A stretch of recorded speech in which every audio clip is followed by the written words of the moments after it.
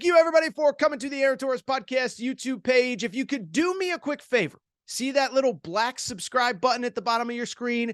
Go ahead, click that black subscribe button. Really does help our audience grow, really does help our channel grow, really does help and mean more than you could possibly know. So go ahead, hit that little black subscribe button. Also, thank you to our presenting sponsor, Betfred Sportsbook and the Betfred Sportsbook app. Bet 50 on any game, get $250 in free bets. Thank you again to Betfred. Thank you again to you. Now, here is the video that you came here for. With that said, let's switch gears. Let's get to some transfer portal stuff. Now, listen, I love the stay and go stuff, but the stay and go stuff is like the appetizer before the main course.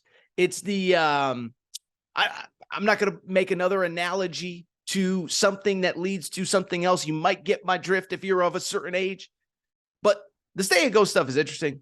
But let's get to the portal stuff, because the portal stuff, listen, it is now, it is the present, it is next year in college basketball. So let's talk about it, and let's start with a very big story that has come out over the last 5 or 6, I was going to say 5 or 6 days, but it's really about 12 to 24 hours. And that's this. Does Hunter Dickinson have a new leader? And is it somebody that we haven't really talked about Hunter Dickinson with? So let's break it down. Let's talk about it. And in the Hunter Dickinson recruitment, the last time we talked about it last week, felt like it was coming down to the wire.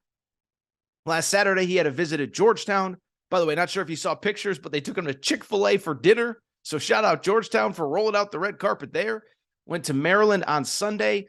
And then Hunter Dickinson is expected to go to Kansas tomorrow. And we thought that was kind of the end of the Hunter Dickinson recruitment. It's going to be the hometown school, Maryland, the hometown school, Georgetown, or he is going to be the missing piece on another title contender type team at Kansas. So why do I bring it up? Well, it's because on Tuesday, my old buddy, Matt Jones, Kentucky Sports Radio, he said something very interesting on his radio show that has certainly made waves in the college basketball world. He said, and I'm paraphrasing, I'm not going to quote him verbatim, that Kentucky is now in the mix with Hunter Dickinson, and that essentially Hunter Dickinson and his camp have expressed interest in coming to Kentucky. Obviously, that would be contingent on Oscar Tshiebwe leaving. And so we've got two interesting conversations to have on the Hunter Dickinson Kentucky front. One, do we believe that Kentucky's really in the mix? And I love Matt, but we're going to talk about it. And then two, if you have a chance to get Hunter Dickinson, do you boot Oscar Tshiebwe out the door? Let's discuss both. Listen, first of all, I don't mean to rain on anybody's parade, throw water, be a wet blanket, whatever. But let me just say this. I love Matt. He's a great friend. Respect the hell out of who he is, what he's built, the opportunities that he has given me, okay? Many of you know who I am because I did a few years working with him at Kentucky Sports Radio, working for him at Kentucky Sports Radio. But while I love Matt, I'll just be honest. I don't know if this one really passes the smell test to me. And that's not a criticism of Matt. Matt gets good information. Matt has to report it. But what I would say is if you put the other puzzle pieces that we know together, I just don't know that it totally makes sense. Okay. And here's a couple reasons why. One, first off, what has Kentucky's kind of private message been to the media about their transfer portal activity? It's been, we're keeping things on the DL. We're not making things public because we don't want public information out there. And we don't want to be used in this NIL world, this transfer portal NIL world. Essentially what John Calipari, the message that he has delivered to the media is, we don't want kids coming to us, sitting down for a meeting that really have no interest, asking us, oh, so tell us a little bit about your NIL and how much did this person make and how much did that person make and how much can I potentially make? And then whoever it is, a Hunter Dickinson, whoever, fill in the blank, Aaron Torres, if I'm a high profile player, they don't want Aaron Torres, the recruit, walking in saying, oh, I can make $800K. I can make $250K as the seventh man. And then using that information and going to the school that they actually want to go to and driving up the price, going to Maryland, Villanova, UConn, Tennessee, Georgia, whoever, and saying, well, listen, I want to come. And I know you're only offering me $150, but Kentucky's offering me $250. If you can match Kentucky, then we're going to come. So that has been Kentucky's public play about NIL. We don't want to be used as a leverage point to get what you really want. And I guess my question is, what do we have to believe that they aren't being used as a leverage point in this specific situation regarding Hunter Dickinson? Because the thing with Hunter Dickinson is, from the beginning, this recruitment has been very quiet, but it feels like for the last 2.5, 3 weeks, it really has been about 3 schools. He's from Maryland. Maryland is in the mix. They just hired his high school coach. Georgetown is a local school to where he is. Could they have used him as the building block for Ed Cooley's rebuild? And then Kansas, again. Kansas they need a big man. Last year they played, their 5 guy is like 6'6", KJ Adams. And so they need a big guy to really highlight all of their other pieces. And so we've known for weeks that those are the 3 for Hunter Dickinson. He set up visits, but now all of a sudden, as his recruitment is coming down to the wire, he wants to go to Kentucky, and he's going to go to Kentucky without even taking a visit and with mixed, how much do we actually know how much communication he's been in with them? So no, I'm sorry. Listen, I love Matt. I think he's great. And I don't believe that he is actively lying. What I do believe is wherever he got that information from, I don't know who is giving him the information and who is trying to benefit from it. Because if it's Hunter Dickinson's camp, and I believe he said on Kentucky Sports Radio, it's not from the Kentucky side. Well, if it's from the Hunter Dickinson side, you got to be careful that as the most high-profile player or most high-profile person in the Kentucky media, you're not being used. Listen, I don't need to tell anybody how to do their job, but what I can tell you is every day somebody hits me up. Hey, you should talk to this person or put this out there, or you should mention this. And I have to wade through what is actually true, what is actually credible, and what is absolute nonsense. And so I like Hunter Dickinson, but the idea that he's going to visit these 3 schools and is ready to commit, and now he wants to commit to Kentucky sight unseen, forgive me, I don't believe it. Now, if we get new information in the coming days about a new visit, a new this, a new that, then that's a different conversation. But right now, today, this second, I don't believe it. With that said, though, it does set up an interesting conversation. By the way, I could be 100% wrong. And if I'm wrong, end of the week, Aaron right, Aaron wrong. I own all my L's. So let's now take a second to work under the hypothetical that I am wrong, that I don't know what I'm talking about, that I don't make sense.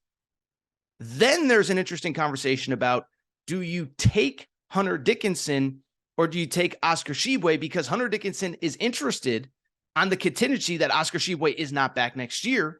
And currently, Oscar Tshiebwe is going through the draft process. That could go all the way till the end of May. Oscar Tshiebwe is 2 feet in, really looking to take advantage of this draft process. And so there's an interesting debate going on in the Kentucky community about, if you can only have one, who do you take? And to me, it's a no-brainer. If Oscar Tshiebwe isn't ready to commit to coming back today, this second, and Hunter Dickinson really is interested in coming to Kentucky today, this second, it's not even a debate. You say, Oscar, thank you. We'll help you pack up all your National Player of the Year awards, but you got to get out of here. And so I want to discuss this part because I think this is an interesting part. And this is something I have been critical of Kentucky about, and people have gotten mad at me for. And by the way, I don't really care. Yell and scream at me all you want. I get called an idiot 20 times a day on social media. It doesn't bother me. But why I bring it up is because, to me, if you have a bird in the hand in this hypothetical scenario, Hunter Dickinson wants to come to Kentucky, but he needs to know Oscar Tshiebwe isn't coming back. To me, it's a no-brainer rather than wait for Oscar Tshiebwe's decision. And this has been my criticism of John Calipari over the last few weeks. Everybody else in college basketball, when players declare, they're moving forward saying, listen, if you're not 2 feet in here, we have to plan for life without you. And I think there's something nice and something humble about that concept. But at the same time, players always say all the time, what do players say? Oh, it's a business decision. It's a business decision. Well, you got to treat your operation at Kentucky, at Louisville, at Tennessee, at UCLA, at UConn as a business decision, as a business. And if a player is this or that, and they're thinking about leaving, you can't wait until the end of May to try and figure out how to replace them. You got to do it right now, this second. I'll give you an example, right? So everybody yells at, everybody makes fun of the Arkansas staff for how they operate. I think the last number I saw, 85, 90 kids that they've reached out to in the portal. But the way that I see it is 2 things. Is one, Eric Musselman's running it like a professional operation. Listen, y'all want to be pros. I coached in the pros, same as John Calipari. I coached in the pros. we're going to run this like a pro operation. And a pro operation is when you're here between these four walls, we love you. We're going to do anything for you. But the second that you make the decision that you're looking at other places, we have to be non-emotional about this. We have to plan for life without you. And so essentially the way, and I haven't talked to Coach Muss about this, but the way that I have seen him operate over the last couple of years is if you're even thinking about declaring for the draft, we're planning for life without you. And we're not going to wait until May or June for you to figure things out. And so, yes, he reaches out to 1 million kids in the portal. But one, just because you reach out doesn't mean you're going to get a visit, going to get a commitment, going to get whatever. You're reaching out to build a relationship, to see if it's the right fit, to see if it's the right fit for you and the player. For a lot of players, it's not the right fit. For a lot of schools, that player isn't the right fit. But then two, it's to have a plan and to have a backup plan and have a backup plan for a backup plan for a backup plan for a backup plan in case something like this happens. Eric Musselman and his, they're not getting emotional. Listen, Devo Davis is in the NBA draft process right now. Devo Davis is an icon at Arkansas, from the state of Arkansas, the town of Jacksonville, Arkansas. But he declared for the draft, and I haven't heard this from anybody in the program. I'm just telling you what my speculation is. It appears as though they're recruiting as though he's not going to be back. And it has to be a non-emotional thing. And so that's where it comes back to me with John Calipari and Oscar Tshiebwe. We all love Oscar Tshiebwe. I'd love to see him do another year of college basketball. But you have to be non-emotional about this. You have to say, Oscar, thank you for everything for the last 2 years. You were the bedrock when this program was going through turmoil following that COVID season of 2020, 2021. But at the same time, we have to prepare as though you're not going to be here. And if you want to be here, we got to make sure that you're 2 feet in. And if you're not, that's okay. Do what's best for you, but we have to do what's best for us. And so it'll be interesting to see. Let's wait and find out. But all I'll say is straightforward.